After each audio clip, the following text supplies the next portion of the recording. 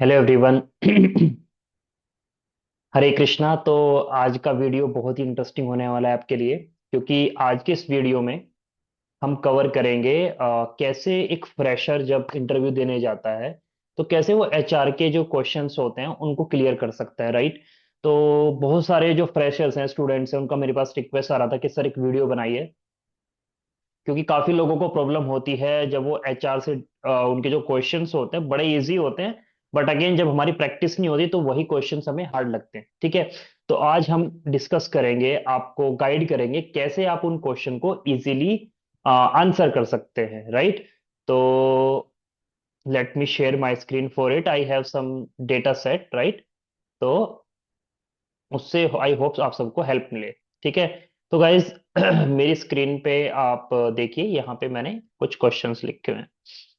सो पहला जो क्वेश्चन होता है, देखो यहाँ पे मैं फ्रेशर की बात कर रहा हूँ, ठीक है। प्लीज, एक्सपीरियंस वालों के लिए ये क्वेश्चन सेम होता है बट उसके आंसर अलग हो जाते हैं।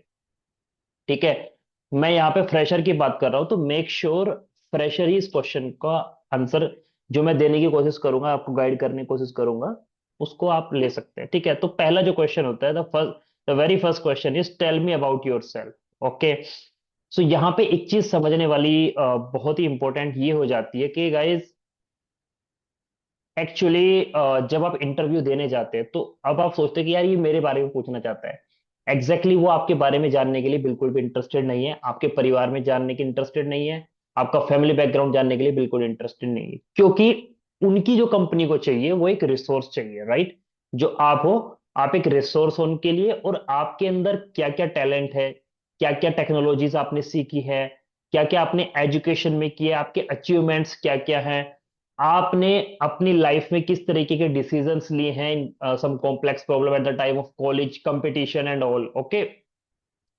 तो वो एग्जैक्टली exactly आपको जानना चाहते हैं आप इंसान किस तरीके के हैं जब आपको कंपनी की कुछ कुछ पॉलिसी तो ठीक है, पॉलिसी भी होती है, बट यू नो जब आपको एक एम्प्लॉय एज अ वो यूज करेंगे, एज अ रिसोर्स वो यूज करेंगे, तो आपको सिचुएशंस मिलेंगे, टास्क मिलेंगे, उन टास्क में आप कैसे डील करेंगे। तो पहला जो क्वेश्चन होता है, टेल मी अबाउट योरसेल्फ, यहाँ पे आपको बताना होता है एज अ रिसोर्स अपने बारे में, आप कंपनी के लिए क्या यूजफुल है, तो आप अपने बारे में उनको वो क्वालिटीज बतानी है जो एक्चुअली आपके रिज्यूमे में नहीं है। पहली बात, नेम आपका रिज्यूमे में होता है तो आपको बताने की जरूरत नहीं, बट इन केस आप बता सकते हैं।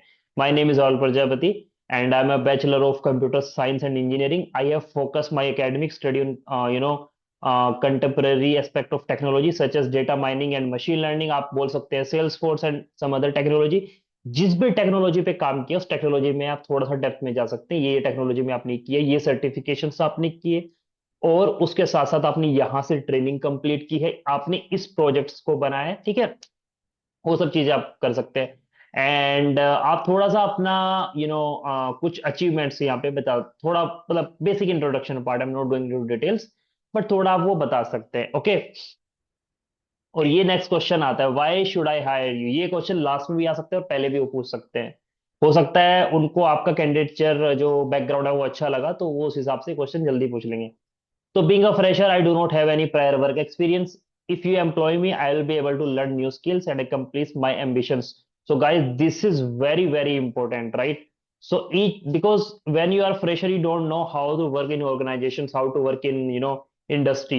But होता क्या है कि आपको अपनी स्किल्स और अपना जो लर्निंग एरिया है उसको बताना है वहां पे कि कैसे मैं नई नई चीजों को सीख सकता हूँ, मैं इंटरेस्टेड हूँ उस चीज को करने के लिए, क्योंकि डेफिनेटली इंडस्ट्री में जा रहे हो तो बहुत चीज आपको सीखनी पड़ेगी।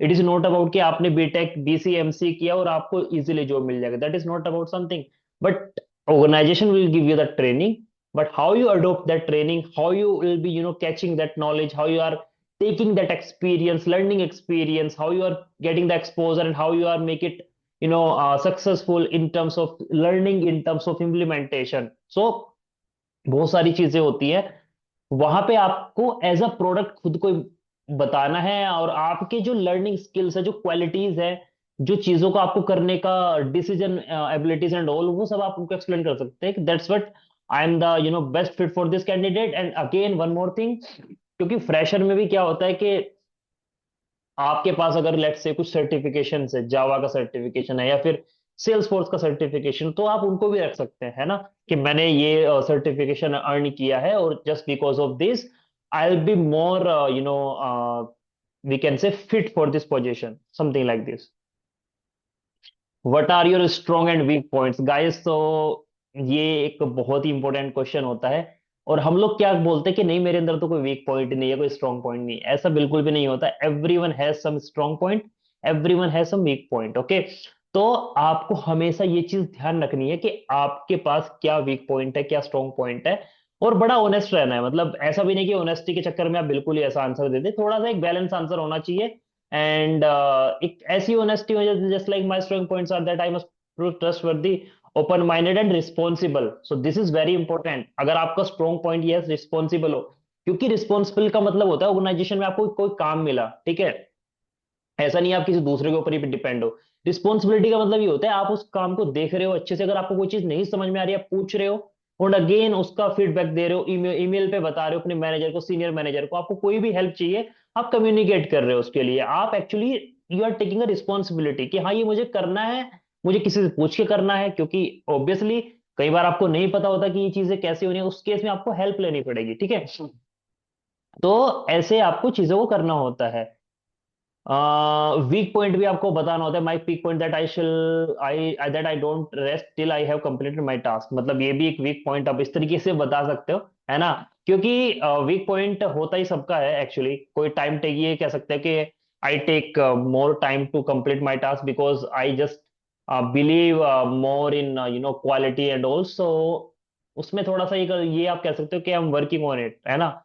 ऐसा नहीं है कि ये मेरे अंदर वीकनेस है पर मैं इस पे काम नहीं कर रहा। तो इसका मतलब ये होता है कि वो आप उनको क्रॉस क्वेश्चन का मौका दे रहे हो, ठीक है।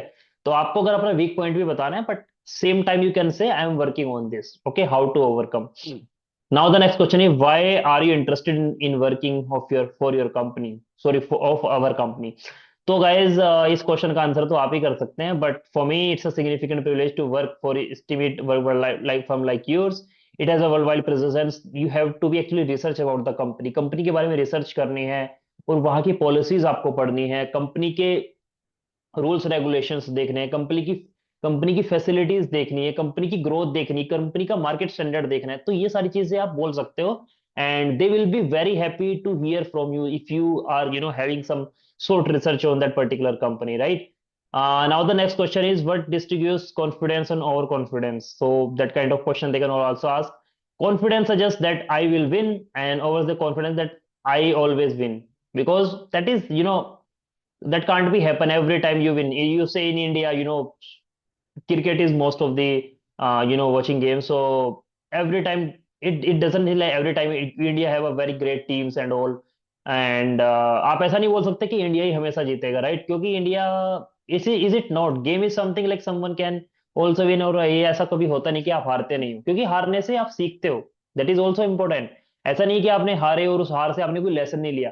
हमेशा हम कभी भी अपनी लाइफ में कोई भी लेसन अगर लेना चाहते हैं, तो हमारे जितने भी हम कई चीजों में लॉस करते हैं या कई में हमें हार जाते हैं, तो वहां से हमें एक लर्निंग लेसन मिलता है। अगर हम उसको अपनी लाइफ में इंप्लीमेंट करते हैं, that is good. How do you think about working overnight and weekends? If firm needs my service I am available to work whenever they need me. Actually ये questions at the time of fresher you can't be more open on this, तो आपको थोड़ा सा ये बताना पड़ेगा कि yes, I'll try to manage, and wherever I need I'll try to be available. It's not कि I always available, that will be not a good impact, right? Are you capable of working under pressure? So again that question is come, क्योंकि under pressure का मतलब क्या होता है कि college में भी कई बार आपको क्या होता है, एग्जाम है, फिर आपके सेमेस्टर चल रहे हैं, फिर आपकी स्टडी चल रही है, फिर आपकी ट्रेनिंग चल रही है, तो आपने कॉलेज में कभी इस तरीके की सिचुएशंस अगर हैंडल की होगी, तो आप उसको रिलेट करके वहां पे एक बेस्ट एग्जांपल दे करके उसको आंसर कर सकते हैं। तो गाइस ये चीज ध्यान रखनी है कि जब भी ऐसी सिचुएशन दे, आप एक एग्जांपल दे करके अगर एक्सप्लेन करते हैं, दे will be satisfied and good with that answer, right? Instead of giving the theoretical answer कि हाँ ये है वो है करके, है ना। तो where what are your aim, so मैं इसका आंसर कर देता हूँ, है ना। Indeed, it's privilege for me serving a well-respected business such as yours, since yours in outstanding worldwide corporation. It has a significant number of locations all around the global. Your company provide a very satisfying work environment for its employees. It's a good opportunity for me to showcase my skills while also expanding my knowledge and enhancing my expertise. What are your aims? My immediate objective to find position with your firm, and my long-term objective is to achieve success in all aspects for the organization operation. Would you lie for the company? It's okay with me to lie if it's the sake for the firm, but it should not come at the expense of the other people, right? So you have to be say okay, but it should not make any problem for anyone, right? Okay. What are your expectation? So expectation means what you are looking for in terms of salary, in terms of benefits from the company, right? You can just explain. I may anticipate receiving anything that will be allow me to cover my expenses in 5 years. Where do you see yourself? I can foresee myself progressing with the firm and achieving a position in which I become an invaluable contributor to this organization at some point in the future, right? Last but not the least, from 1 to 10, how would you evaluate me as an interviewer? You have a more knowledge, more skills, and more experience, then I don't feel qualified to pass judgment on you. But on the basis of our communications, you can give like who has been your inspiration and why. My father is source of motivation for since as a consistency showing me one can go from having nothing, having everything. He always been there to direct me in the right direction so that I may achieve success in all aspect of life.